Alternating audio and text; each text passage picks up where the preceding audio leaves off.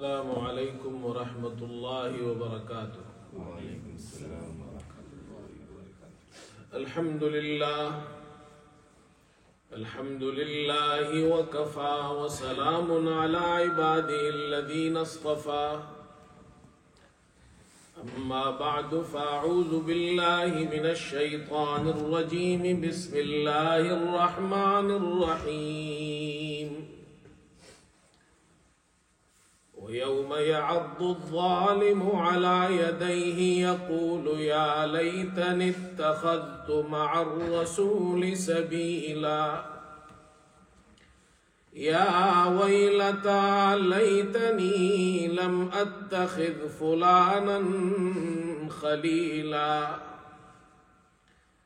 لقد أضلني عن الذكر بعد إذ جاءني وكان الشيطان للإنسان خذولا۔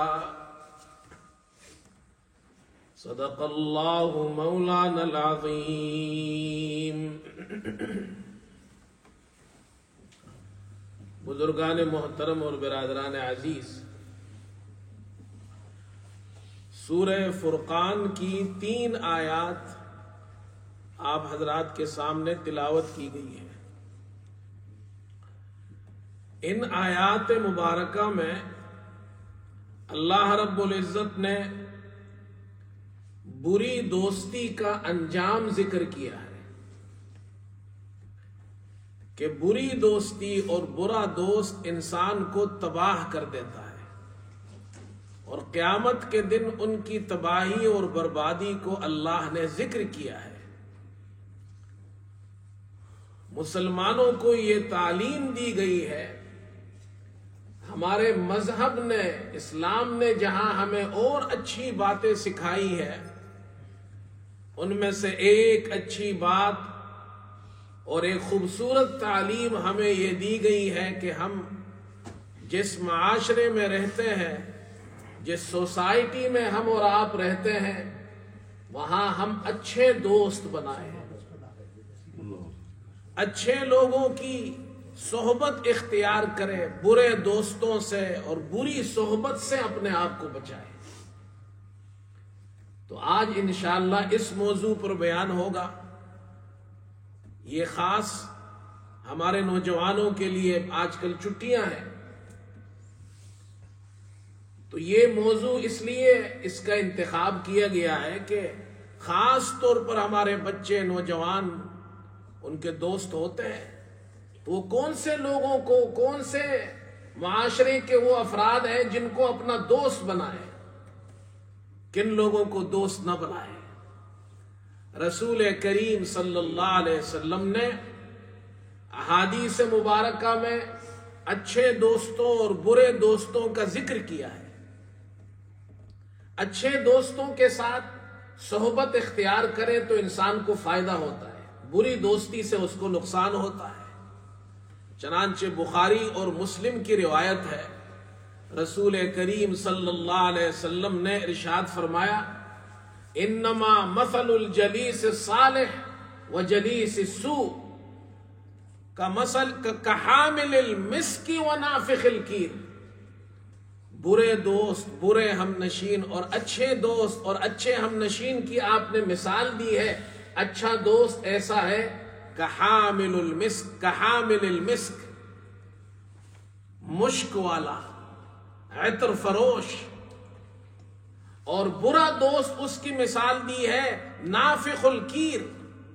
نافخ الکیر کہتے ہیں بٹی پھونکنے والا، لوہار، جس کو ہم بلیک سمتھ کہتے ہیں۔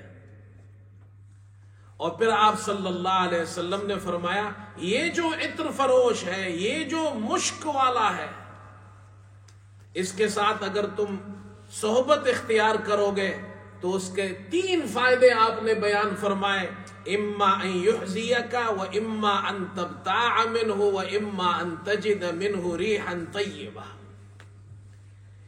اگر تم عطر فروش کے ساتھ بیٹھو گے، اس کی دوستی، اس کے ساتھ دوستی بناؤ گے، تو اس کا فائدہ یہ ہوگا، یا تو وہ تمہیں وہ خوشبو دے دے گا، ہدیہ کر دے گا، تحفہ کر دے گا، یا تم اس سے وہ خوشبو خرید لو گے، اور اگر یہ نہ بھی ہو تو کم از کم اس کے پاس بیٹھنے سے وہ خوشبو تو تمہیں ملے گی۔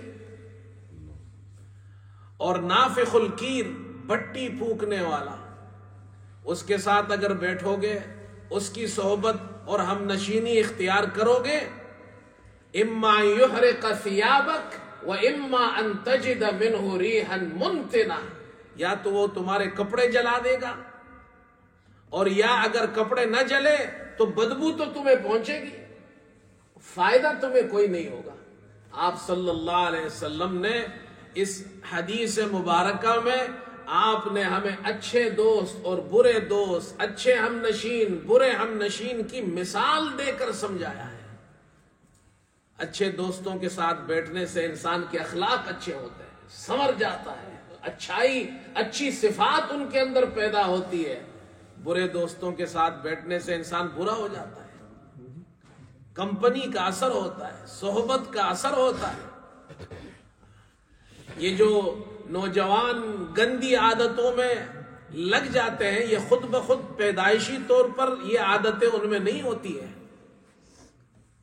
بھائی جو سگریٹ پینے والوں کے ساتھ دوستی ہوگی تو سگریٹ کی عادت لگ جائے گی، نشہ کرنے والوں کے ساتھ بیٹھے گا وہ بھی چرس پیے گا، ہیروئن پیے گا، ڈرگ ڈیلرز کے ساتھ اٹھے گا، بیٹھے گا، دوستی اختیار کرے گا، ڈرگ ڈیلر بن جائے گا، شرابیوں کے ساتھ بیٹھے گا، شرابی بن جائے گا۔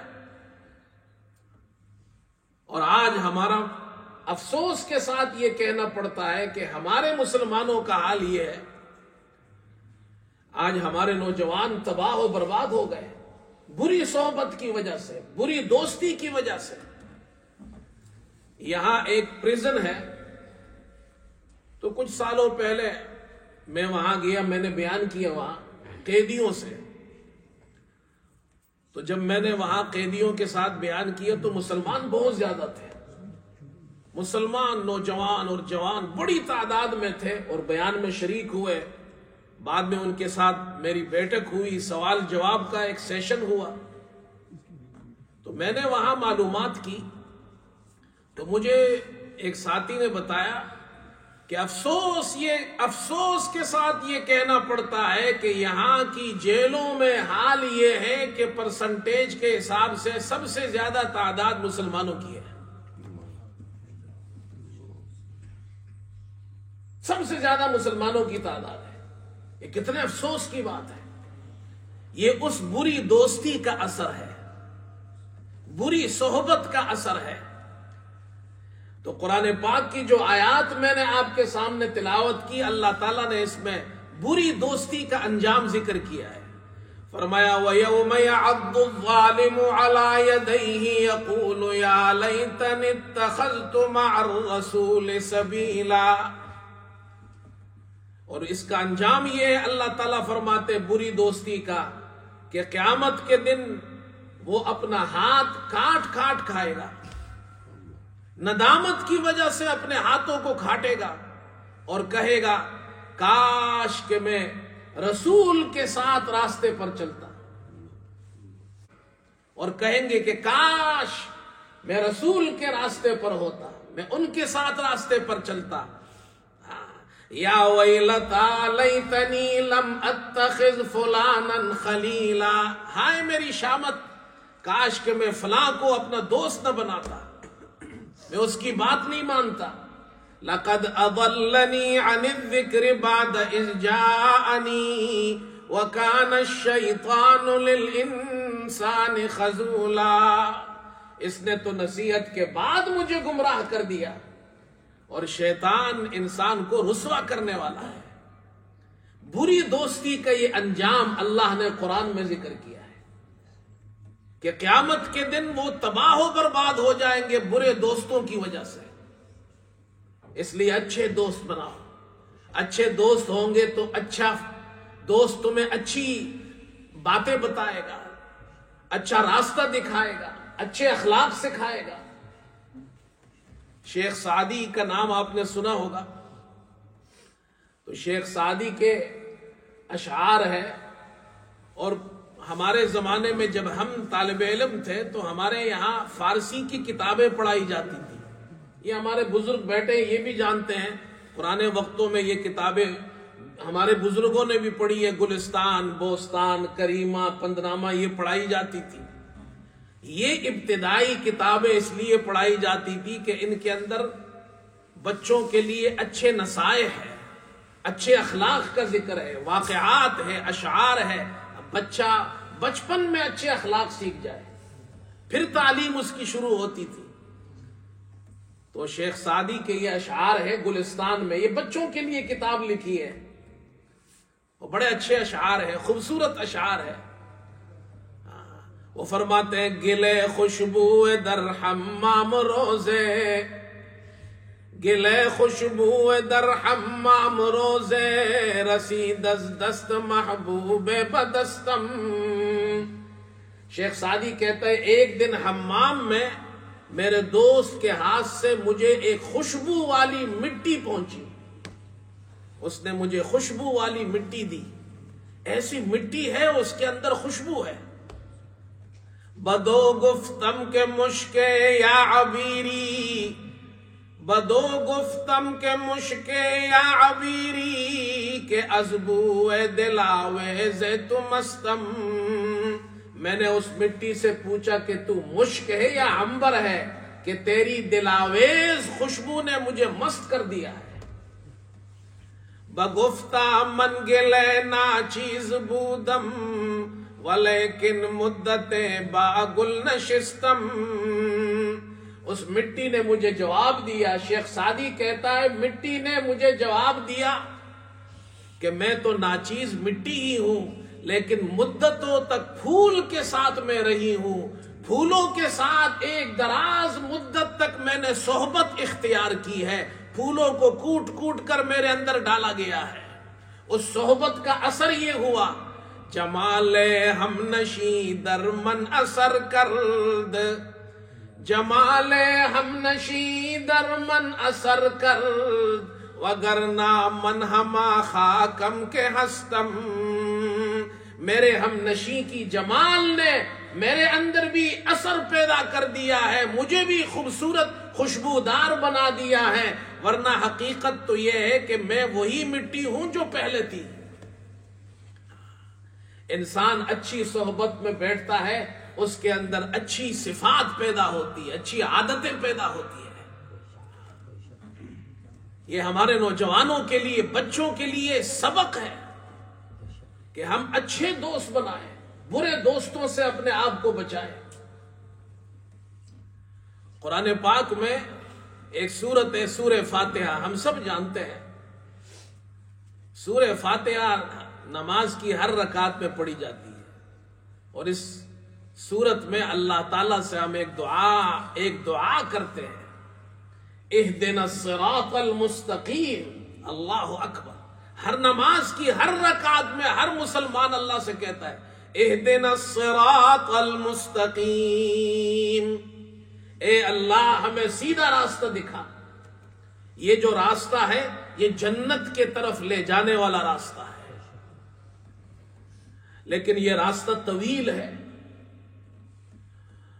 تو یہ اللہ تعالیٰ سے یہ مسلمان دعا کرتا ہے، اے اللہ ہمیں جنت میں لے جانے والا سیدھا راستہ دکھا، راستہ بھی طویل ہے، اس پر چلنا ہے۔ تو وہ اللہ تعالیٰ سے ایک دعا اور کرتا ہے کہ اے اللہ 3 قسم کے لوگوں کی ضرورت ہے اس راستے پر۔ ایک وہ لوگ ہیں جو ادلہ ہے، ہمارے رہنما ہو، ہماری رہنمائی کرتے جائے، ہمیں بتاتے جائے کہ اس راستے پر ہمیں زندگی کیسے گزارنی ہے۔ دوسرے وہ لوگ ہیں جو محافظ ہے، حراس ہے، ہماری حفاظت کرتے جائے، ہمیں نقصان نہ ہو۔ اور تیسرے وہ لوگ ہمیں ایسے دوست چاہیے جو مخلص دوست ہو، اس راستے پر ہمارے ساتھ چلنے والے ہو، تاکہ ہم ان کی دوستی کے ساتھ ہم نشینی اور صحبت کے ساتھ ساتھ یہ راستہ طے کریں۔ تو وہ اللہ سے کہتا ہے اہدنا الصراط المستقیم، اے اللہ سیدھا راستہ دکھا دے جو جنت میں لے جانے والا ہو۔ صراط الذین انعمت علیہم، ان لوگوں کا راستہ دکھا جن پر تو نے انعام کیا۔ اللہ سے ایسے لوگ مانگتا ہے. وہ لوگ کون ہیں؟ اولئک الذین انعم اللہ علیہم من النبیین والصدیقین والشہداء والصالحین. جن لوگوں پر اللہ نے انعام کیا وہ انبیاء ہے، پہلے نمبر پر انبیاء ہے. تو وہ اللہ سے دعا کرتا ہے، اے اللہ ہمیں انبیاء والے راستے پر رکھ، محمد صلی اللہ علیہ وسلم کی ہدایت کے مطابق اس راستے پر چلتا ہے، یہ رہنما ہے ان کے لیے. نمبر 2، محافظین بھی چاہیے جو ان کی حفاظت کرے، فرمایا وہ صدیقین ہے. نمبر 3، اس کے ساتھ ساتھ ہمیں دوست بھی چاہیے جو ہمارے ساتھ اس راستے پر چلے. والشہداء والصالحین، وہ شہداء اور صالحین نیک لوگ ہیں.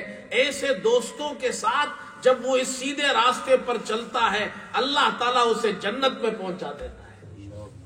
لیکن اس کے ساتھ ساتھ وہ یہ دعا بھی کرتا ہے، اے اللہ غیر المغضوب علیہم ولا الضالین، ان لوگوں کے راستے پر نہیں جن پر تیرا غضب ہوا اور جو گمراہ ہوئے، ایسے لوگوں سے، ان کی دوستی سے، ان کے راستے سے ہمیں بچا. یہ کون لوگ ہیں جن پر اللہ کا غضب ہوا؟ اللہ کا غضب ان لوگوں پر ہوا جن کے پاس علم تھا، جن کو حق راستہ معلوم تھا، باوجود علم کے پھر بھی انہوں نے اس راستے کو اختیار نہیں کیا. اور گمراہ ولا الضالین، یہ وہ لوگ ہیں جو جاہل ہے، جن کے پاس علم بھی نہیں ہے اور گمراہ ہے. اے اللہ ہمیں ایسے لوگوں سے بچا جن پر تیرا غضب ہوا اور جو گمراہ ہے. تو اچھے دوست ہوں گے، انسان کو دنیا میں بھی فائدہ ہوگا، آخرت میں بھی فائدہ ہوگا، اور وہ راستہ اسے جنت کی طرف لے جائے گا. لیکن بھائی جنت میں جانے والے وہی لوگ ہوں گے جن کو جنت کا شوق ہوگا. جنت کا شوق ہوگا تو جنت میں جائیں گے نا بھائی. دنیا میں ہمارے نوجوانوں کو طرح طرح کے شوق ہے. یہ نوجوانوں میں اس لیے کہہ رہا ہوں کہ آج کل نوجوان زیادہ ہیں، یہاں چھٹیاں ہیں، لیٹسٹ موبائل خریدنا ہے، کوئی کہتا ہے مجھے فراری خریدنی ہے، فلاں گاڑی خریدنی ہے، فلاں جناب برانڈ کا جناب جوتے خریدنے ہیں. طرح طرح کے شوق ہے لوگوں کو. اللہ اکبر، آؤ آپ کو میں دکھاتا ہوں جنت کا شوق کیا ہوتا ہے. مولانا روم کے اشعار ہے، اور اشعار اس لیے سناتا ہوں، اشعار میں بڑی بات مختصر اشعار میں ہو جاتی ہے، وقت بھی بچ جائے گا. حدیث میں آتا ہے، یہ حدیث آپ نے سنی ہوگی، پہلے بھی ہم نے بیان کی ہے، بخاری شریف میں حدیث ہے. حضرت صلی اللہ علیہ وسلم مسجد نبوی میں جب جمعے کا خطبہ ارشاد فرماتے تو اس وقت ممبر نہیں بنا تھا، تو کھجور کا ایک سوکھا تنا تھا، اس تنے کے ساتھ آپ کھڑے ہوتے، خطبہ ارشاد فرماتے، اس تنے کے ساتھ ٹیک لگاتے تھے. انصار کی ایک خاتون نے آپ سے درخواست کی، اے اللہ کے رسول اگر آپ کی اجازت ہو تو ہم آپ کے لیے ایک ممبر بنا دیں. سب سے پہلا ممبر اسلامی تاریخ میں عورت نے بنایا ہے، اور آپ صلی اللہ علیہ وسلم نے اجازت دی. اس خاتون نے اپنے غلام سے کہا کہ ممبر بناؤ، ممبر بن گیا، مسجد میں رکھ دیا گیا. آپ صلی اللہ علیہ وسلم جمعے کے دن تشریف لائے، ممبر پر آپ جلوہ افروز ہوئے. جب آپ ممبر پر بیٹھے، صحابہ آپ کے سامنے ہیں، اور یہ بخاری شریف کی حدیث ہے کہ صحابہ فرماتے ہیں جب آپ ممبر پر تشریف لائے تو کھجور کا وہ سوکھا تنا اس نے رونا شروع کیا، اور ہم نے اس کے رونے کی آواز سنی. وہ آپ کی فراق میں، آپ کی جدائی میں رو رہا تھا. یہ محبت تھی ایک کھجور کے سوکھے تنے کو محمد صلی اللہ علیہ وسلم سے. اور پھر مولانا روم اس کو اشعار میں بیان کرتے ہیں. میرے دوستو، وہ ایسے اشعار ہیں کہ رلا دینے والے اشعار ہیں کہ محمد صلی اللہ علیہ وسلم وہ ہستی ہے کہ ان کے ساتھ درختوں کو بھی محبت ہے، کھجور کے سوکھے تنے کو بھی محبت ہے، اور پھر وہ کھجور کے اس محبت کو مولانا روم ذکر کرتے ہیں. فرمایا کہ استن حنان در ہجر رسول، استن حنان در ہجر رسول، نالمی زد ہمچو ارباب عقول. مولانا روم فرماتے ہیں کہ وہ کھجور کا سوکھا تنا رسول اللہ کی جدائی میں عقل مندوں انسانوں کی طرح رو رہا تھا. صحابہ اس کے رونے کو سن رہے تھے. در تحیر ماند اصحاب رسول، در تحیر ماند اصحاب رسول، کس چمینا لد ستو با عرض طول. صحابہ اکرام سب کے سب حیران ہیں.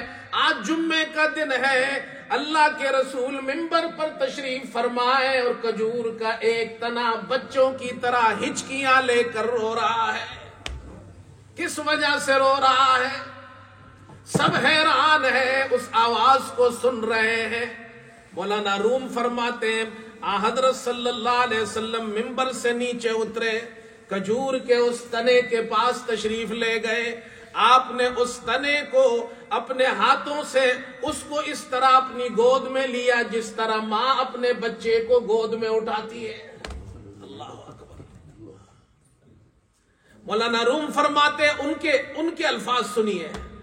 گفت پیغمبر چه خواهی ای ستون، گفت پیغمبر چه خواهی ای ستون، گفت جانم از فراقت گشت خون. اللہ کے پیغمبر نے اس درخت کے کھجور کے سوکھے تنے سے پوچھا کہ تو کیا چاہتا ہے؟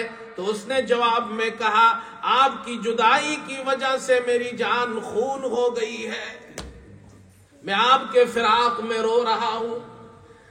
مسندت منبود مزمن تاختی، مسندت منبود مزمن تاختی، برسر منبر تو مسند ساختی.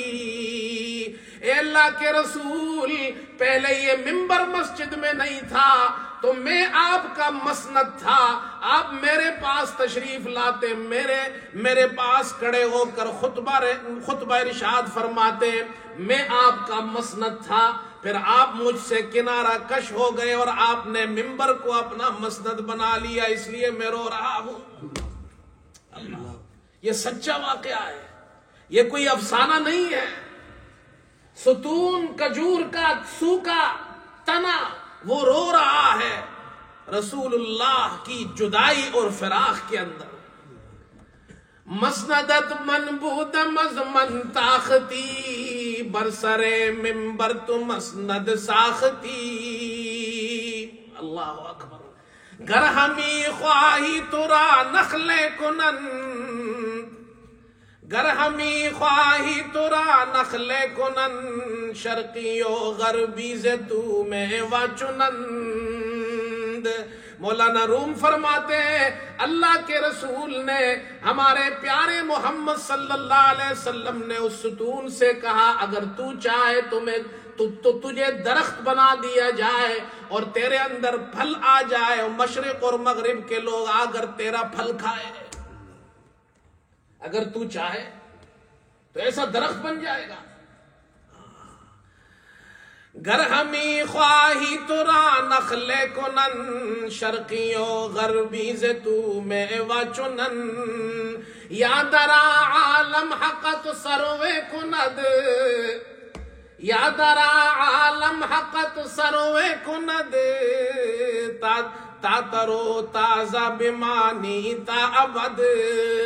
اور اگر تو چاہے تو اللہ تجھے اس عالم کے اندر جنت کا درخت بنا دے، تو ہمیشہ تر و تازہ رہے. اللہ اکبر. تو کیا چاہتا ہے؟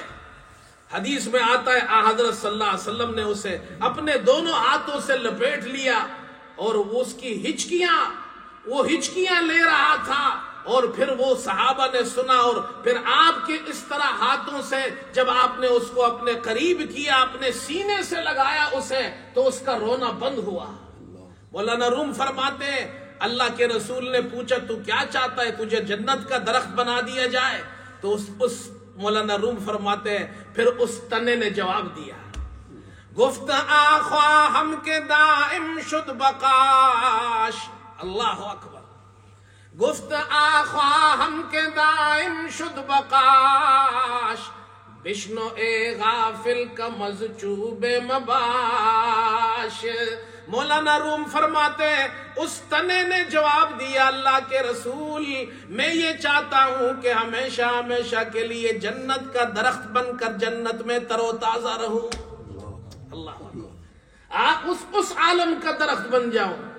آخر میں مولانا روم فرماتے اے غافل انسان، اے غفلت کے اندر رہنے والے انسان، درخت کے اس تنے سے کمتر مت ہونا۔ وہ جنت کا شوق رکھتا ہے، رسول اللہ سے محبت رکھتا ہے، تو کیوں نہیں رکھتا؟ جنت کا شوق ہوگا تو جنت میں جائیں گے نا بھائی، جنت کا شوق نہیں ہوگا تو کیسے جائیں گے؟ عمر ابن عبدالعزیز رحمت اللہ علیہ، جن کو عمر ثانی کہتے ہیں، مجدد اول ہے اس امت کے، وہ خلیفہ بن گئے، بادشاہ بن گئے، بادشاہت ہے اور بادشاہی ان کو مل گئی۔ جیسے ہی بادشاہ بنے، پہلے تو شہزادے تھے، جب شہزادے تھے تو وہ تو بڑے ناز و نعم کے اندر پلے ہوئے تھے، لیکن جیسے ہی وہ خلافت ان کو عطا ہوئی، وہ ساری چیزیں انہوں نے چھوڑ دی، وہ سب کچھ جو ان کے پاس مال و دولت تھا وہ بیت المال میں داخل کر دیا۔ بیوی بھی ان کی شہزادی تھی، اس سے بھی کہا کہ جو تمہارے پاس سونا چاندی جو بھی چیزیں ہیں مال دولت بیت المال میں داخل کر دو، ہم اس طرح بادشاہت کریں گے کہ خود فقیر رہ کر اپنے قوم کی اور اپنے عوام کی خدمت کریں گے۔ بیوی بھی نیک تھی، صالحہ تھی، وہ بھی راضی ہو گئی۔ کسی نے عمر ابن عبدالعزیز سے پوچھا کہ یہ آپ کو کیا ہو گیا؟ آپ تو شہزادے تھے، ایک زمانہ تھا کہ جب آپ کے کپڑے دھلتے تھے تو ایسے خوشبو والے پانی میں دھلتے تھے کہ دھلنے کے بعد کئی دن تک اس کپڑوں کے اندر خوشبو ہوتی تھی، اور جو پانی بچ جاتا تھا اس میں لوگ اپنے کپڑے ڈالتے تھے۔ عمر ابن عبدالعزیز نے عجیب جواب دیا، فرمایا کہ مجھے بادشاہ خلیفہ بننے سے پہلے بہت سی چیزوں کا شوق تھا، مجھے کپڑوں کا شوق تھا، میں نے قیمتی کپڑے خریدے، مجھے گھوڑوں کا شوق تھا، میں نے اعلیٰ نسل کے گھوڑے خریدے، مجھے گھروں کا شوق تھا، میں نے بڑے بڑے محل بنائے، لیکن جب میں بادشاہ بنا تو اب مجھے ایک نیا شوق پیدا ہو گیا ہے، اور وہ شوق یہ ہے کہ میں جنت کا طلبگار ہوں، اب میں جنت چاہتا ہوں۔ اور جنت ایسے نہیں ملتی ہے کہ دنیا کے اندر انسان رہ کر اللہ کو بھول جائے، آخرت کو بھول جائے، اسے جنت نہیں ملتی۔ میں جنت کا شوقین ہوں۔ اللہ اکبر، یہ شوق ہمارے اندر پیدا کیوں نہیں ہوتا؟ بھائی دنیا منع نہیں ہے کمانا، خوب کماؤ، حلال کماؤ، حرام سے بچو، لیکن جنت کا شوق ہمارے اندر پیدا ہو۔ اور جب انسان کے اندر جنت کا شوق پیدا ہوتا ہے تو وہ جنت والے راستے پر بھی چلتا ہے، وہ اعمال بھی کرتا ہے جو جنت میں لے جانے والے اعمال ہے، حلال اختیار کرتا ہے، حرام سے بچتا ہے۔ اور آپ کو ایک وظیفہ بھی بتا دوں، جو آدمی جنت کا طلبگار ہے اس کا عمل بھی ٹھیک ہونا چاہیے، باکردار مسلمان ہو، اور عمل کے ٹھیک ہونے کے ساتھ ساتھ وہ دعا بھی مانگتا ہو، اور یہ دعائیں اپنا وظیفہ بنا لو، بہت آسان دعا ہے۔ ترمذی میں روایت ہے، حضرت انس رضی اللہ تعالی عنہ فرماتے ہیں اللہ کے رسول صلی اللہ علیہ وسلم نے ارشاد فرمایا کہ جو انسان، جو مسلمان 3 مرتبہ اللہ سے جنت مانگتا ہے تو جنت اللہ سے کہتی ہے اللہ اسے مجھ میں داخل فرما دے، اور جو 3 مرتبہ جہنم سے پناہ مانگتا ہے تو جہنم اللہ سے یہ کہتی ہے اے اللہ اس شخص کو آگ کے عذاب سے نجات عطا فرما۔ 3 مرتبہ یہ دعا مانگا کرو، اللہم انی اسألک الجنت واعوذ بک من النار۔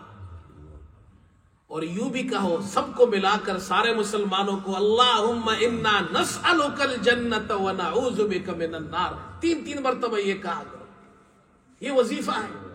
اعمال بھی جنت والے ہو، دعا بھی جنت والی ہو۔ ایک اور حدیث بھی سن لو، یہ وظیفہ بھی پڑھو۔ ابو داؤد میں روایت ہے، حضرت صلی اللہ علیہ وسلم نے ارشاد فرمایا، جو آدمی فجر کی نماز کے بعد اور مغرب کی نماز کے بعد فوراً کسی سے بات کرنے سے پہلے 7 مرتبہ یہ کہے، اللہم اجرنی من النار، اے اللہ مجھے جہنم کے عذاب سے نجات عطا فرما، اللہم اجرنی من النار 7 مرتبہ، فجر کے بعد، فجر کی نماز کے بعد اور مغرب کی نماز کے بعد کسی سے بات کرنے سے پہلے، جب فرض نماز پڑھ لے اس کے بعد یہ دعا مانگے کسی سے بات کرنے سے پہلے 7 مرتبہ، اللہم اجرنی من النار۔ کتنی آسان دعا ہے۔